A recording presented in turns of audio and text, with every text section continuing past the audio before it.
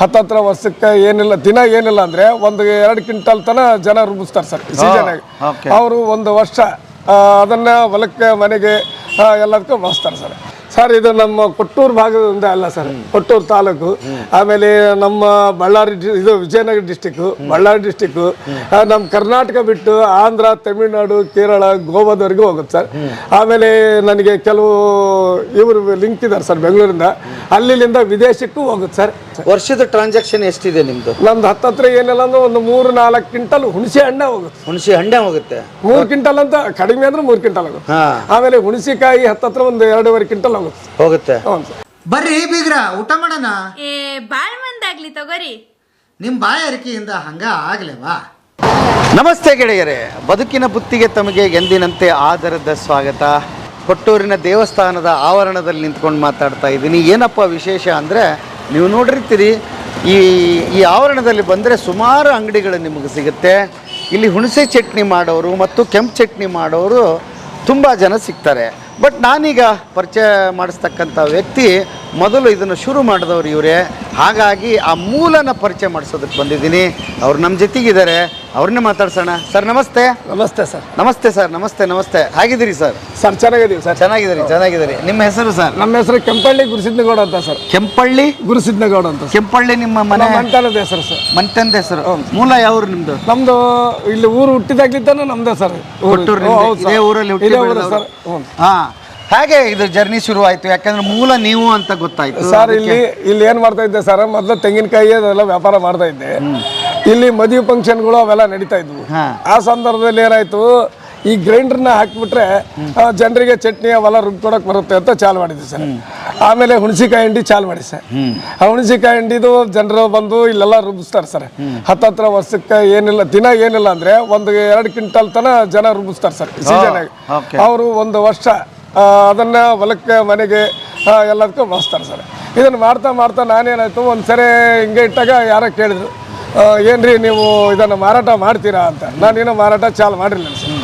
ಅವಾಗ ಹ್ಞೂ ಸರ್ ಅಂತ ಒಂದು ಕೊಡ್ಕೊಂತ ಹೋದಾಗ ಈಗ ನಂದು ದಿನಕ್ಕೆ 25-30 kg 1/4 kg ಲೆವೆಲಿಂದ ಖರ್ಚಾಗತ್ತೆ ಸರ್. ಹುಣಸೆ ಹಣ್ಣಿನ ಚಟ್ನಿ ಸರ್. ಚಟ್ನಿ. ಆಮೇಲೆ ಹುಣಸಿಕಾಯ್ದು ಬರುತ್ತೆ ಸರ್. ಅದು ಮರದಲ್ಲಿ ಹುಣಸಿಕಾಯಿ ಇರ್ತದಲ್ಲ, ಅವಾಗ ಇದ್ದದ್ದಾಗ ಸ್ಟೋರೇಜ್ ಮಾಡಿರ್ತೀವಿ ಸರ್. ಅದನ್ನು ಬೇಕಾದಾಗ ಹಾಕಿ ಮತ್ತೆ ನಾವು ಮಾಡ್ತಿರ್ತೀವಿ ಸರ್. ಅದು ಹತ್ತತ್ರ ಅದನ್ನು ಜನ ಭಾಳ ಲೈಕ್ ಆಯ್ತು ಸರ್. ಈಗ ಯಾವುದೋ ಒಂದು ಏರಿಯಾದಲ್ಲಿ ಯಾವುದೋ ಒಂದು ಉತ್ಪನ್ನ ಫೇಮಸ್ ಆಗಬೇಕಾದ್ರೆ ರಾ ಮಟೀರಿಯಲ್ ಅಲ್ಲಿ ಸಿಗ್ತಾ ಇರುತ್ತೆ. ಇಲ್ಲಿ ಸುತ್ತಮುತ್ತ ಹುಣಸೆ ಮರ ಬೆಳೆ ಜಾಸ್ತಿನ ಸರ್ ಇದೆ ಸರ್. ಇಲ್ಲಿ ಬಹುತೇಕವಾಗಿ ಹೇಳಕ್ಕಂದ್ರೆ ನಮ್ದು ಈಗ ಕೊಟ್ಟೂರು ತಾಲೂಕು ಸರ್. ಕೊಟ್ಟೂರು ತಾಲೂಕು, ಆಮೇಲೆ ಕೂಡ್ಲಿಗಿ ತಾಲೂಕು, ಇಲ್ಲಿ ಸುತ್ತಮುತ್ತ ಸೊಂಡೂರು, ಇಲ್ಲಿ ಜಗಳೂರು, ಚಿತ್ರದುರ್ಗ, ಇಲ್ಲೆಲ್ಲ ಹುಣಸೆ ಮರ ಬಹಳ ಸರ್ ಸಿಗುತ್ತೆ ಸರ್. ಸಾಕಷ್ಟು ಸಿಗುತ್ತೆ. ಯಾವ ಸೀಸನ್ ಅಲ್ಲಿ ಸಿಗುತ್ತೆ ಸರ್? ಇದು ಡಿಸೆಂಬರ್ ನಲ್ಲಿ ಕಾಯಿ ಸಿಗುತ್ತೆ ಸರ್. ಜನವರಿಲಿಂದ ಮಾರ್ಚ್ ತಿಂಗಳವರೆಗೆ ಹುಣಸೆ ಹಣ್ಣು ಸಿಗುತ್ತೆ ಸರ್. ಅದನ್ನ ನಾವು ಫ್ರಿಜ್ನಲ್ಲಿ ಹಾಕಿದ್ರೆ ಹಣ್ಣನ್ನ 1 ವರ್ಷ ಆದ್ರೂ ಅದು ಏನು ಡ್ಯಾಮೇಜ್ ಆಗೋದೇ ಇಲ್ಲ. ಯಾವ್ದ್ರಲ್ಲಿ ಹಾಕಿದ್ರೆ? ಫ್ರಿಜ್ನಲ್ಲಿ ಹಾಕ್ಬೋದು. ಫ್ರಿಜ್ಜಲ್ಲಿ ಹಾಕಿದ್ರೆ ಎಷ್ಟು ಹಂಗಾರೆ ನೀವು ಶೇಖರಣೆ ಮಾಡ್ತೀರಿ? ನಾನೀಗ ಒಂದು 3 ಕ್ವಿಂಟಲ್ ಇಟ್ಟಿದ್ದೀನಿ. 3 ಕ್ವಿಂಟಲ್ ಇಟ್ಟಿದ್ದೀರಿ. ಈಗ ತುಂಬಾ ಅಂಗಡಿಗಳು ಇರೋದ್ರಿಂದ ಇದ್ರ ಸ್ಪಷ್ಟವಾದ ಒಂದು ಅಡ್ರೆಸ್ ಅನ್ನ ಹೇಳ್ಬೇಡ. ಈ ಬೀದಿಯಲ್ಲಿ ಬಂದ್ರೆ ನಿಮ್ದು ಎಲ್ಲಿ ಸಿಗುತ್ತೆ ಇದು? ಸರ್, ಕೊಟ್ರೇಶ್ವರ ದೇವಸ್ಥಾನದಿಂದ ಈಗ ಗಚ್ಚಿನ ಮಠದ ಕಾರ್ನರಿ ಬಂದ್ರೆ ಇದು ನಾನು ಇದು ತಗಡೆ ಏನ್ ಹಾಕಿದ್ದಾರೆ, ಇದ್ರ ಡೆಡ್ ಅಂಡ್ ಲೆಫ್ಟ್ ಸರ್. ಇಲ್ಲಿದೆ ಸರ್ ಮಹಾಲಕ್ಷ್ಮಿ ಕಿರಾಣಿ ಅಂಗಡಿ ಅಂತ ಸರ್. ಮಹಾಲಕ್ಷ್ಮಿ ಕಿರಾಣಿ ಅಂಗಡಿನೂ ಅಂತ ಐತೆ, ಹುಣಸೆ ಹಣ್ಣಿನ ಚಟ್ನಿ ಅಂತಾನು ಐತೆ. ನೀವು ಇನ್ನೊಂದು ಹೇಳಿದ್ರಿ, ಕೆಂಪು ಚಟ್ನಿ ಬಗ್ಗೆ ಹೇಳ್ತಾ ಇದ್ರಿ. ಅದು ಹೇಗೆ ಸರ್? ಅದೇನಿಲ್ಲ, ನಾವು ಬ್ಯಾಡಗಿ ಮೆಣಸಿಗೆ ಬರುತ್ತೆ ಸರ್. ನೀವು ನಿಮ್ ಕಡೆಗೆಲ್ಲ ದಾಲ್ ರೆಡ್ ಚಿಲ್ಲಿ ಅಂತ ಬರುತ್ತಲ್ಲ, ಅದನ್ನ ಎಣ್ಣೆಯಲ್ಲಿ ಫ್ರೈ ಮಾಡ್ಬೇಕು.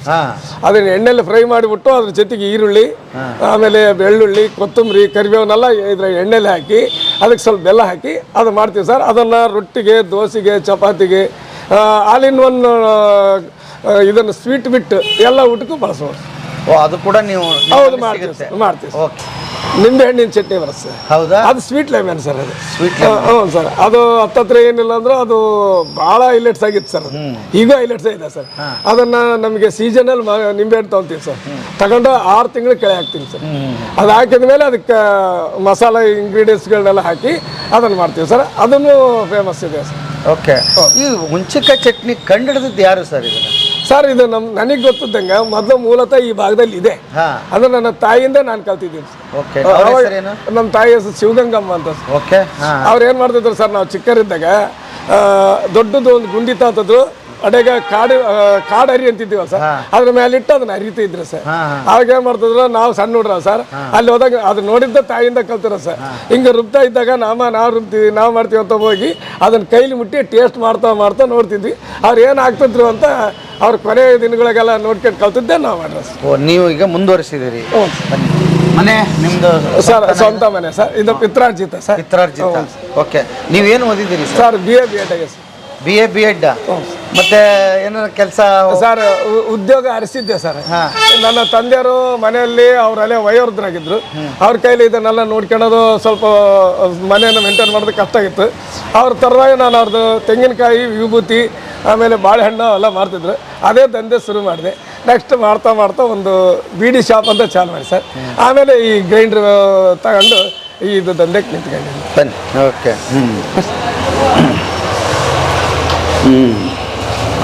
ಎಲ್ಲ ಮನೆಯವರೇ ಮಾಡ್ತೀರಿ ನೀವು? ಎಲ್ಲ ಮನೆಯವರ ಸರ್, ನಮ್ಮ ತಂಗಿ ನಾವೇ ಮಾಡೋ ಸರ್. ಹೌದಾ? ಇದರಿಂದ ಫುಲ್ ಕ್ವಾಲಿಟಿ ಇರ್ತದೆ ಸರ್. ಈ ಗುಂಟೂರಾಗಲಿ ಇನ್ನೊಂದು ಖಾರದ ಮೆಣಸಿಗೆ ಹಾಕಿದ್ರೆ ಅಂತ ಟೇಸ್ಟ್ ಬರೋದು ಸರ್. ಇದನ್ನು ಹಾಕ್ತಾ ಇದ್ದೀವಿ ಸರ್.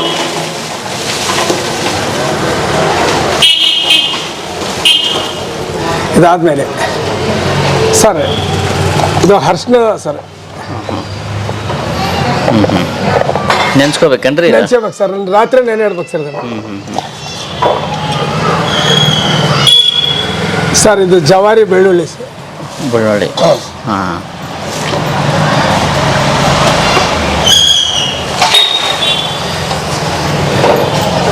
ಸರ್ ಇದು ಒರಿಜಿನಲ್ ಜೀರಿಗೆ ಸರ್. ಇದ್ರಾಗ ಎಣ್ಣೆ ತೆಗೆದಿರ್ತಾರೆ ಸರ್, ಅದಲ್ಲ ಸರ್, ಇದು ಒಳ್ಳೆ ಸರ್. ಹೆಂಗ್ ಗೊತ್ತಾಗತ್ರಿ ಇದು ಸರ್? ಗೊತ್ತಾಗುತ್ತೆ ಸರ್, ನಮ್ಗೆ ಅಲ್ಲಿ ಹಿಂಗಂತ ತಿಕ್ಕಿ ತೊಗೊಂಡು ತಿನ್ನಕ್ಕಾರೆ ಗೊತ್ತಾಗುತ್ತೆ ಸರ್. ಇದನ್ನೊಂದು ಏನ್ ಮಾಡ್ತಾರೆ ಸರ್, ಇದನ್ನ ನೀರಾಗೆ ಕುದಿಸಿ ಇದ್ರ ಆಯಿಲ್ ತಕೊಂಡ್ಬಿಡ್ತಾರೆ ಸರ್. ಅಂತದ್ ಕೊಡ್ತಾರೆ ಸರ್, ಕಡಿಮೆ ರೇಟಿಗೆ ಕೊಡ್ತಾರೆ ಸರ್. ನಮಗೆಲ್ಲ ಸರ್ ಇದು 450 ರೂಪಾಯಿ ಕಿಲೋ ಸರ್. ಅದು ಇನ್ನೊಂದು ಸಿಗುತ್ತೆ ಸರ್, ಅದು 275 200ಕ್ಕೆ ಸಿಗುತ್ತೆ ಸರ್. ಇದು ನೆನೆಸಿಟ್ಟ ಮೆಂತಿನ ಕಾಳು ರಾತ್ರಿ ನೆನೆ ಇಟ್ಟಿರ್ತೀವಿ ಸರ್. ಇವು ಮೆಜರ್ಮೆಂಟ್ ಏನಾರು ಬೇಕಿತ್ತೇನು ಸರ್? ಮೆಜರ್ಮೆಂಟ್ ಬೇಕಿದ್ರೆ ಹೇಳ್ರಿ. ಹೇಳ್ತೀನಿ ಸರ್. ಸರ್ ಇದು ಬ್ಯಾಡಗಿ ಮೆಣಸಿನಕಾಯಿ 1 kg ಹುಂಚೆಹಣ್ಣಿಗೆ 3/4 kg ಸರ್. ಇದು ಒಂದು 100 ಗ್ರಾಮು ಅರಿಶಿನ ಸರ್, ಒಂದು 100 ಗ್ರಾಮ್ ಜೀರಿಗೆ ಸರ್, ಒಂದು 250 ಗ್ರಾಮು ಬೆಳ್ಳುಳ್ಳಿ ಸರ್, ಒಂದು 100 ಗ್ರಾಮು ಮೆಂತ್ಯಕಾಳು ಸರ್,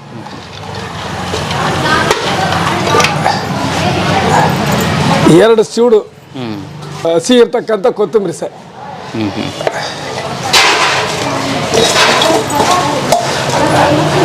ಇದು ಜವಾರಿ ಕರಿಬೇವು ಸರ್. 1 ಇಡೀ ಇದಕ್ಕೆ 1 kg 1 ಇಡೀ ಬೇಕು ಸರ್. ದಿಮ್ನಾಗ ಹಿಂಗೆ 1 ಮುಷ್ಟಿ ಬೇಕು ಸರ್. ಅಷ್ಟಿದೆ ಸರ್. ಇದು ಇಷ್ಟ ಆಯ್ತು.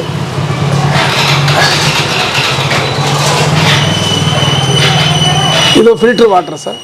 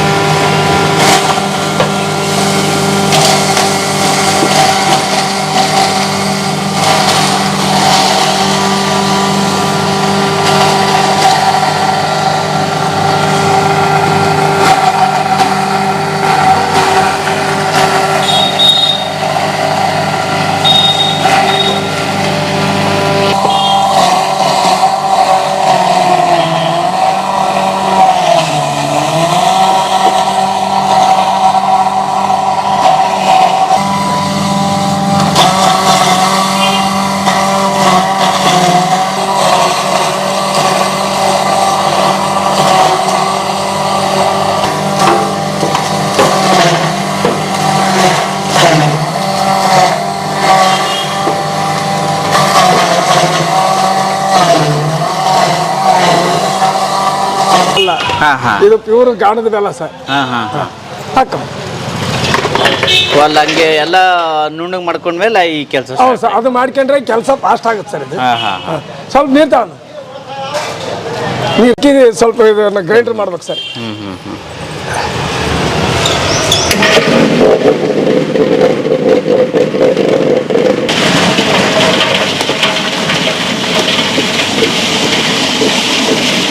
ರುಬ್ಬಿದ ಮಸಾಲ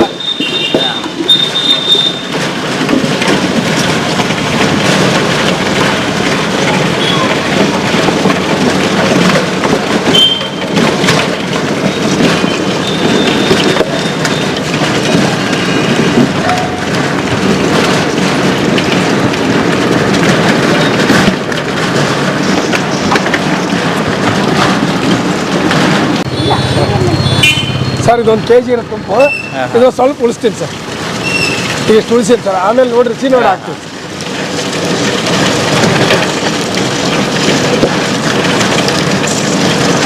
ಇದು ಕೈಲಿದ್ದ ಈ ತರ ಮಾಡಿದ್ರೆ ಅದು ಇಂಗ್ರೀಡಿಯೆಂಟ್ಸ್ ಎಲ್ಲವೂ ಕಲಿತಾವ ಸರ್. ಸರಿ, ನಾವು ಹಾಕಿ ಕುಂತ್ರೆ ಆಗಲ್ಲ ಸರ್.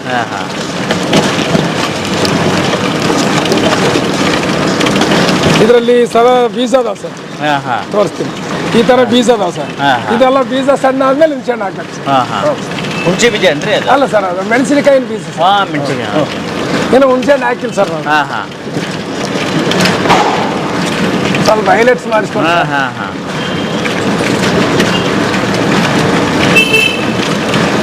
ನೋಡಿ ಸರ್. ಇದಕ್ಕೆ ಒಂದು ಮೆಣಸಿನ ಬೀಜ ಇಲ್ಲ, ಎಲ್ಲ ಸಣ್ಣ ಆಗಿದೆ ಸರ್. ಈಗ ಹುಣಸೆಹಣ್ಣು ಹಾಕೊಂಡು ಹುಣಸೆಹಣ್ಣು ತಮ್ಮ ಹಾಕ್ಲಾ ಬಾ. ಹುಣಸೆಹಣ್ಣು ರಾತ್ರಿನೇ ನೆನ್ಸ್ಕೋಬೇಕು? ಇಲ್ಲ ಸರ್, ಹುಣಸೆಹಣ್ಣು ಹುಣಸಿಕಾಯಿ ಹಾಕಕ್ಕಿಂತ 10 ನಿಮಿಷ ಕೆಳಗೆ ಹಾಕ್ಬೇಕು. ಆಮೇಲೆ ಅದನ್ನ ನೆನೆ ಬಿಟ್ಟು ಅಂಗಡಂಗಿಲ್ಲ ಸರ್, ತೊಳೆದು ತೆಗೆದು ಬಿಡಕ್ಕೆ ಸರ್. ಅದನ್ನ ನೀರಿನಲ್ಲಿ ಇರಂಗಿಲ್ಲ ಸರ್, ಹಿಂಗಿರ್ಬೇಕು ಸರ್. ರಾತ್ರಿ ಇಟ್ಟರೆ ಕೆಟ್ಟೋಗುತ್ತೆ ಸರ್. ಓಕೆ, ಸಾಕಾ?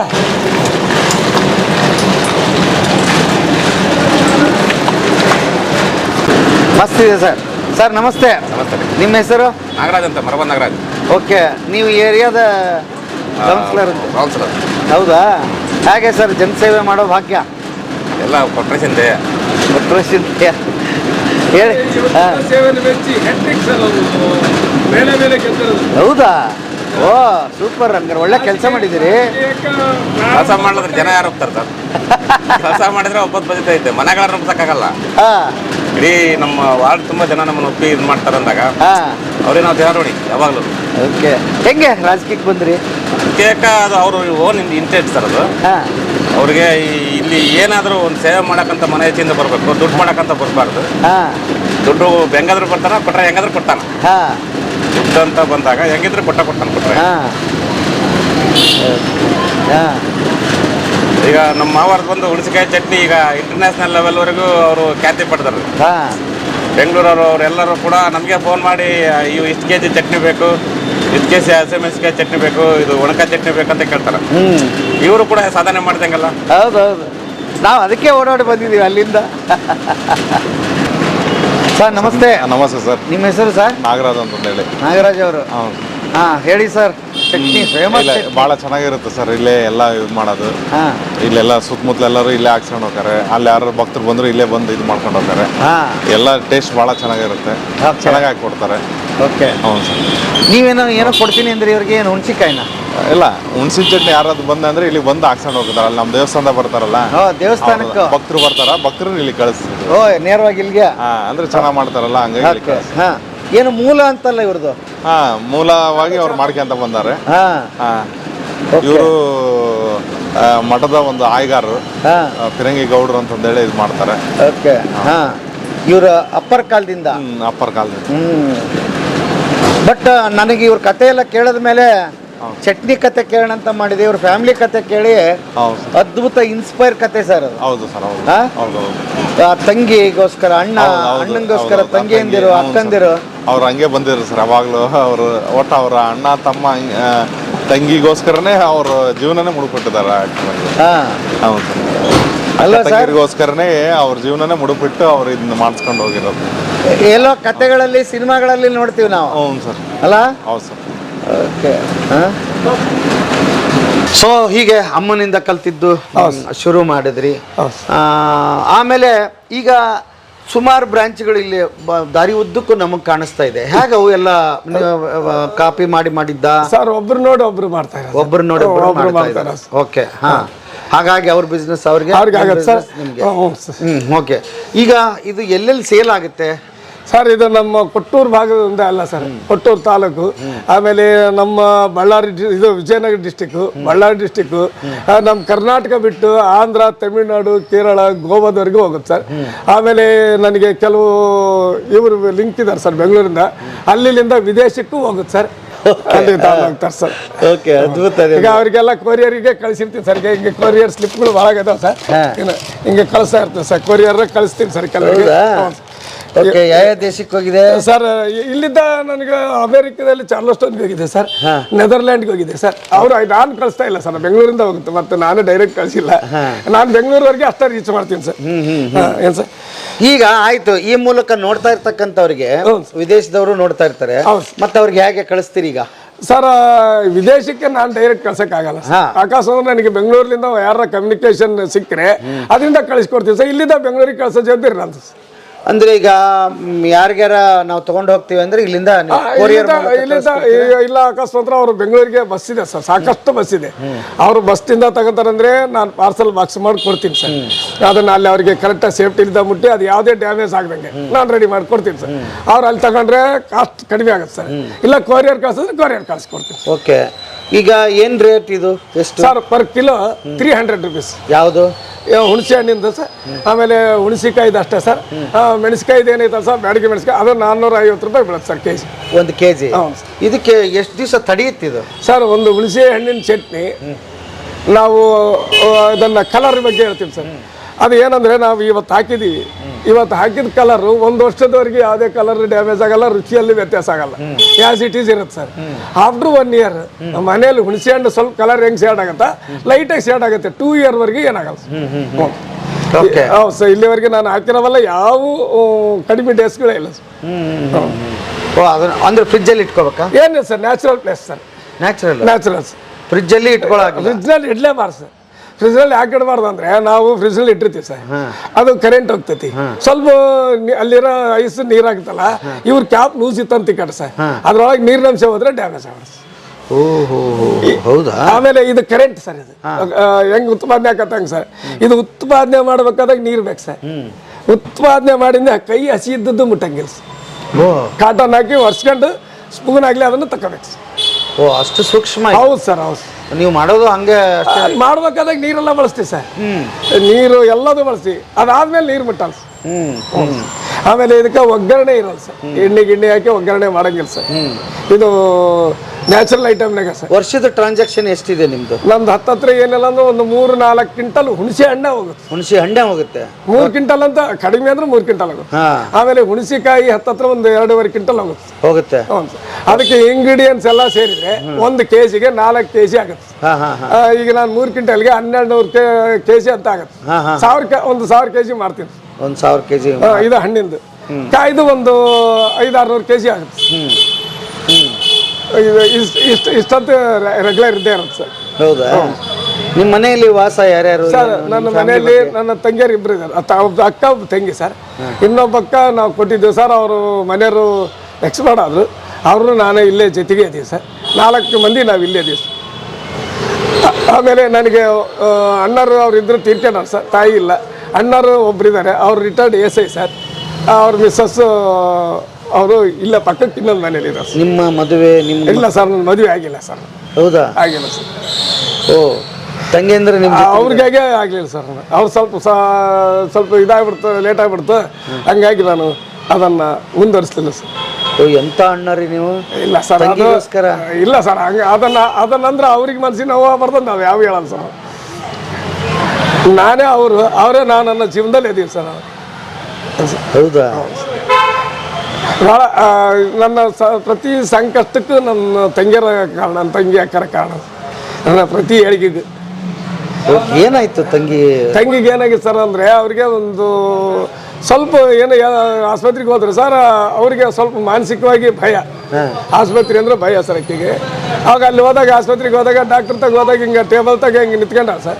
ನಿಂತ್ಕೊಂಡಾಗ ಅಲ್ಲಿ ಗಾಬರಿ ಆಗ್ಯಾಳ, ಅಲ್ಲೇ ಕುಸ್ತ್ಕೊಂತಾಳ, ಅನ್ಕಾನ್ಸಿಯಸ್ಸು, ಬಾಡಿ ಫುಲ್ಲು ಸ್ಟಾಪ್ ಆಗಿಬಿಟ್ಟಿದೆ ಸರ್. ಅಲ್ಲಿದ್ದ ಆಕಿನ ಕರ್ಕೊಂಡೋಗಿ ಇಲ್ಲೊಂದು ಆಸ್ಪತ್ರೆ ಇದೆ ಸರ್ ಇಲ್ಲಿ ಹೈಟೆಕ್, ಅವ್ರ ಹತ್ರ ಹೋಗಿ ತೋರಿಸಿ ಸರ್. ಅವ್ರೇನಂದ್ರು ಇಲ್ಲಪ್ಪ ನೋ ಮೋರ್ ಅಂದ್ರು. ಹೌದು ಸರ್.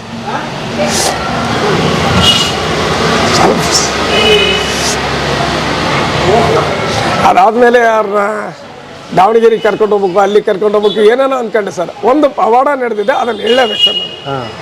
ಈ ಗುರುಕೊಟ್ರೇಶನ್ ಸ್ಥಾನ ಐತಲ್ಲ ಸರ್, ಅಲ್ಲಿಗೆ ನಮ್ಮ ತಂದೆಯವರು ಯಾವಾಗಲೂ ಹೇಳ್ತಿದ್ರು ಕೊಟ್ರೆ, ಯಾಕಂದ್ರೆ ಅವ್ರ ದೇವಸ್ಥಾನದ ಇದು ಗೌಡ್ರಾಗಿದ್ದರಿಂದ ಹೇಳ್ತಿದ್ರು ಕೊಟ್ರೇಶ್ವರ ಭಾಳ ಶಕ್ತಿಶಾಲಿ, ಪವಾಡ ಮಾಡಿದ್ದಾನೆ ಆತಗೆ, ಸಾಕಷ್ಟು ಸತ್ತಿರ್ತಕ್ಕಂಥದ್ದು ಎಮ್ಮಿ ದನಗಳ ಜನರನ್ನ ಬದುಕ್ಸ್ಯಾನ, ನೀರಾಗ ಉಣಿದಾರನ ಅಂತ ಹೇಳ್ತಿದ್ರು. ಸರಿ ಅಂದೆ, ಸ್ನಾನ ಮಾಡಿ ಸರ್. ಸ್ನಾನ ಮಾಡಿ ಪೂಜೆ ಮಾಡ್ಕೊಂಡು ಲಿಂಗನ ದೇವಸ್ಥಾನಕ್ಕೆ ಹೋಗಿ ಸರ್. ಅಲ್ಲಿ ಹೊರಗಡೆಗೆ ಒಂದು ವೀರಭದ್ರೇಶ್ವರ ಮೂರ್ತಿ ಇದೆ ಸರ್. ಅಲ್ಲಿ ಹೋಗಿ ನೋಡಪ್ಪ ನಮ್ಮ ತಂದೆಯರು ಅದೆಲ್ಲ ಹೇಳ್ತಾಯಿದ್ರು. ನಾನು ಇದನ್ನು ಪರೀಕ್ಷೆ ಮಾಡೋ ಕಾಲಕ್ಕೆ ಕೊಟ್ಟುಬಿಟ್ಟಿದ್ದೆ ಅಂದು ಒಂದು ವಿಭೂತಿ ಹಚ್ಕೊಂಡು ಸಾತಂದೆ ಕೊಟ್ರೇಶನ್ತಾಗ ಹೋಗಿ ಅದನ್ನೇ ಹೇಳಿ ಸರ್. ಅಲ್ಲಿನೂ ಒಂದು ವಿಭೂತಿ ಹಚ್ಕೊಂಡು ಮಕ್ಕಳಿಗೆ ಚೌಡಮ್ಮನ ದೇವಸ್ಥಾನ ಸರ್, ಅಲ್ಲೇ ಅದು ಕುಂಕುಮದಲ್ಲಿತ್ತು, ಅದನ್ನು ಹಿಂಗೆ ಹಚ್ಕೊಂಡು ಸರ್. ಹಚ್ಕೊಂಡು ಸೀದಾ ಮನೆಗೆ ಬಂದು ಸರ್. ನನ್ನ ತಂಗಿ ಹಣಿಗೆ ಮುಟ್ಟಿಸಿ ಸರ್. ಇದು ಯಾವುದೇ ಉತ್ಪ್ರೇಕ್ಷೆ ಇಲ್ಲ, ಯಾವುದೇ ಇಲ್ಲ, ದೇವ್ರ ಪವಾಡ ನಡೆದದ್ದೇ ಸತ್ಯ ಸರ್. ಹಿಂಗೆ ಹಣಿಗೆ ಹಿಂಗೆ ಹಚ್ಚಿ ಸಾಕಿಗೆ ಹಚ್ಚಿದ ಅಟ್ಟಿಗೆ ಹಾಕಿ ಮಿಸ್ಗಾಡಿ ಬಿಟ್ಲು ಸರ್. ಮಿಸ್ಗಾಡಿ ತೊದ್ಲ ಮಾತಾಡಿ ಸರ್, ಎಷ್ಟ ಮಾತಾಡಲಿ. ನಮ್ಮ ಬ್ರದರ್ಗೆ ಹೇಳಿದೆ, ಅಣ್ಣ ಆಕೆ ಸ್ವಲ್ಪ ಚೇತರಿಸ್ತಾ ಇದ್ದಾಳೆ ಅಂತ. ಆಮೇಲೆ ಅದಕ್ಕಿಂತ ಮುಂಚೆ ದಾವಣಗೆರೆಗೆ ಏನಂದ್ರು, ನೀವು ತಗೊಂಡೋಗಿದ್ರೆ ತೀರ್ಕೊಂತೈತೆ ಅಂತಂದ್ರೆ ಸರ್. ಅಲ್ಲಿ MRI ಸ್ಕ್ಯಾನ್ ಮಾಡಿಸಿದ್ದೆ. ಅಂಥದ್ದು ಈಗ ಇಷ್ಟು ಮಾಡಿದ್ಲಲ್ಲ, ಏನೋ ಪ್ರಯತ್ನ ಮಾಡಿದ್ರೆ ನನ್ನ ತಂಗಿ ನನಗೆ ಸಿಗ್ತವಲ್ಲ ಅನ್ನೋಂಥ ಭಾವನೆಯಿಂದ ಮುಂದೆ ಅದೇನೋ ಮಾಡ್ತಿದ್ದಂಗೆ ದಾವಣಗೆರೆ SS ಹಾಸ್ಪಿಟಲ್ ಇದೆ ಸರ್, ಅಲ್ಲಿಗೆ ಹೋದರೆ ನಿಮಗೆ ಅಲ್ಲಿ ಟ್ರೀಟ್ಮೆಂಟ್ ಐತಂದ್ರೆ ಸರ್. ಹೋದೆ ಸರ್. ಅಲ್ಲಿ ICUನಾಗೆ ಹತ್ತತ್ರ ಒಂದು ವಾರ ಇದ್ಲು ಸರ್. ಅಲ್ಲಿ ಇದ್ದಾಗ ಸುಮ್ಮನೆ ಹೋಗ್ತಿದ್ದು ಸರ್. ನನ್ನ ದೇವ್ರದ್ದು ಆರಾಧನೆ ಮಾಡ್ತಿದ್ದೆ, ಕಿವಿಯಾಗ ಬರ್ತಿದ್ದು ಸರ್. ಅವ್ರು ಡಾಕ್ಟ್ರು ಭಾಳ ಬಿಡ್ತಿರ್ಲಿಲ್ಲ. ಆಮೇಲೆ ತಿರುಗಿ ದಿನಕ್ಕೆ ಹಂಗೆ ಸ್ವಲ್ಪ ಹಂಗೆ ಒಟ್ಟು ಮಾತಾಡೋಕ್ಕೆ ಶುರು ಮಾಡಿದ್ದೆ ಸರ್. ಆಮೇಲೆ ಅದಾದಮೇಲೆ ಜನರಲ್ ವಾರ್ಡಿಗೆ ಹಾಕಿದ್ರು ಸರ್. ಜನರಲ್ ವಾರ್ಡ್ನಲ್ಲಿ ಒಂದು ವಾರ ಇದ್ಲು. ಅಲ್ಲಿದ್ದ ಬಂದಿಂದ ಟ್ರೀಟ್ಮೆಂಟು ಮಾಡ್ತಾ ನಾವು ಆಕಿನ್ನ ನಮ್ಮ ಈ ಅಕ್ಕ ಸರಿಕೆ ನಾವೆಲ್ಲ ಕಲ್ತು ಮಾಡ್ತಕ್ಕಂಥ ಇದ್ರಾಗ ಆಕೆ ಆ್ಯಕ್ಟಿವ್ ಆದ್ಲ ಸರ್. ಈಗ ಸ್ವಲ್ಪ ಹಿಂಗೆ ಅಡ್ಡಾಡ್ತಾರೆ ಸರ್. ಸ್ವಲ್ಪ ಪ್ರಾಬ್ಲಮ್ಸ್, ಕಷ್ಟ, ಅಡ್ಡಾಡೋದು ಕೂತ್ಕೊಳ್ಳೋದು ಸ್ವಲ್ಪ ಕಷ್ಟ ಆಗತ್ತೆ ಸರ್. ನೋಡುವ ಬರ್ರಿ ಬರ್ರಿ. ಓಕೆ. ಸಾಯ್ತ್ರಾ ಇರಲಿ ಎಬ್ಸ್ಲೇ ಹಾಂ ಹೇಳಿ.